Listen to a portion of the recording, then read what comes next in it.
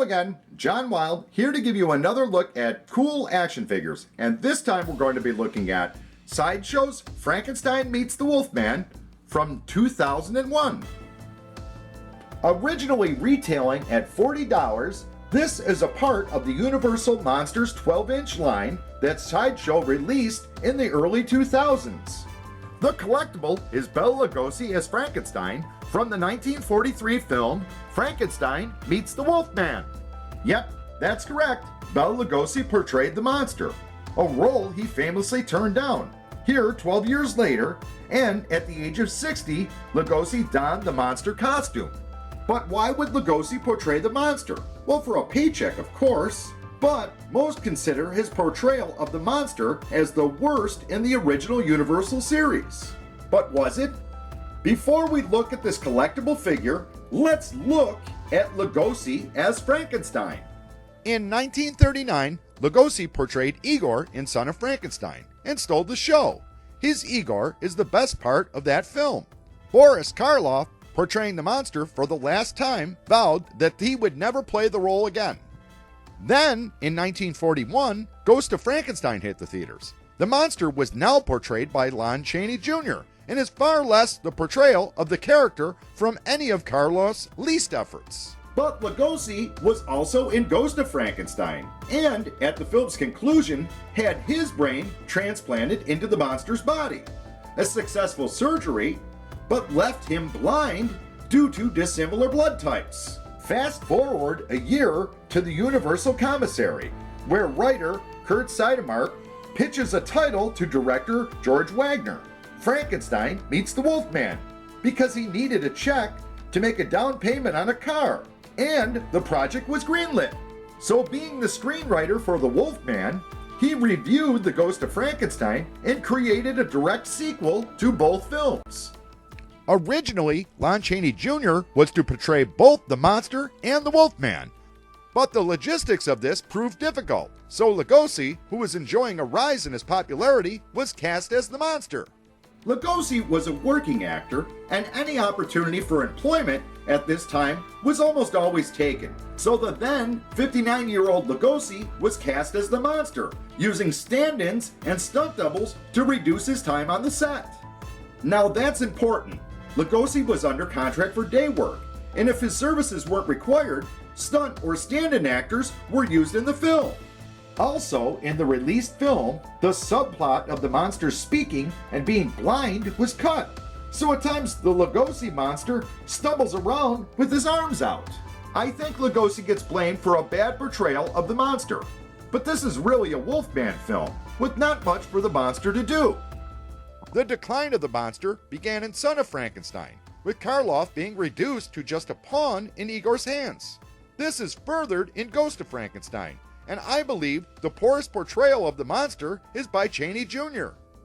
Just imagine if the blind subplot was still in the film. The monster has Igor's brain, but is weakened. He convinces Talbot that in the Book of Life and Death, there are secrets that could kill him so he won't have to become the Wolfman anymore. Because he is blind, Talbot must lead him to find the Book of Life and Death. Finally duped by the Frankenstein monster, Talbot leads them to Dr. Frankenstein's daughter, who, with the help of another scientist, helps revive the monster and give him his sight back. Now stronger than ever, he can rule the world with Igor's intelligence and the monster's strength. And it's only the Wolfman who can stop them. Wouldn't that have been awesome? But early Rush footage was viewed by the producers, and they felt that audiences would laugh at a Hungarian-speaking monster, so this subplot was cut. Well, let's get a good look at this great Sideshow toy. Here is a look at the front of the box. And now the back of the box. Here's a look at the side of the package. And the top. Let's get a good overall look at this figure inside of his packaging. Here's a look at the box insert, and we notice something, that the picture that they used is actually from Frankenstein, the original film. So starting at the top, let's take a look at this head sculpt. Definitely a great sculpt of Bela Lugosi as Frankenstein. All the trademark things are there. He's got the bolts coming out of his neck. He has the scar on his forehead. Here's a look at the side profile, and we also see the scar along his neck. And taking a look at the right profile, great sculpting in the hair. And here's a good look at his flat-topped head. Here's a look at Frankenstein's jacket and shirt. He's wearing a black shirt underneath it. I believe it just goes up around his shoulders. The jacket is padded to kind of pad out the figure and make him look a little more monstrous. He kind of has short sleeves. Unfortunately, due to the fact that the Sideshow body used underneath it is in a flesh tone and not a green tone, occasionally, because of these short sleeves, you can see the flesh tone underneath his jacket. Here's a look at the back of the figure. We can see this padding that's on here that kind of gives him like a beefed up look. Here's a good look at the sculpted left hand of the monster. And now a look at the right hand. Moving down now, we get a look at the figure's pants, which are brown. And finally getting a look at the boots that Mr. Lugosi is wearing in his monster getup. Here's a look at the accessories that came with this great set. We have a figure stand, we have a piece of wood, we have the Secrets of Life and Death book, and we have a bundle of dynamite. Now let's get a good overall look at this great monster action figure.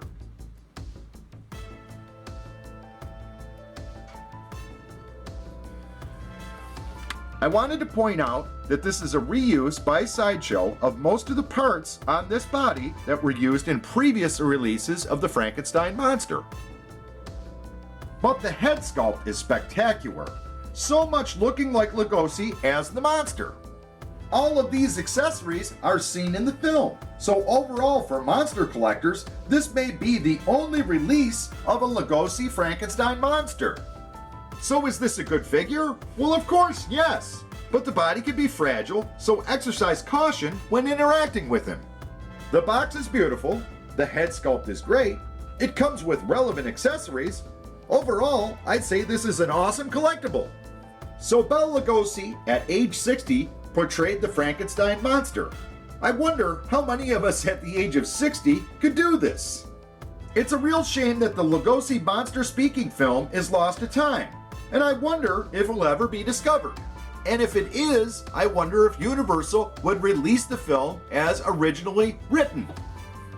I'd like to thank you for watching this video. Please like, share, and subscribe to catch my latest uploads. And until next time, Lawrence Talbot! Lawrence Talbot!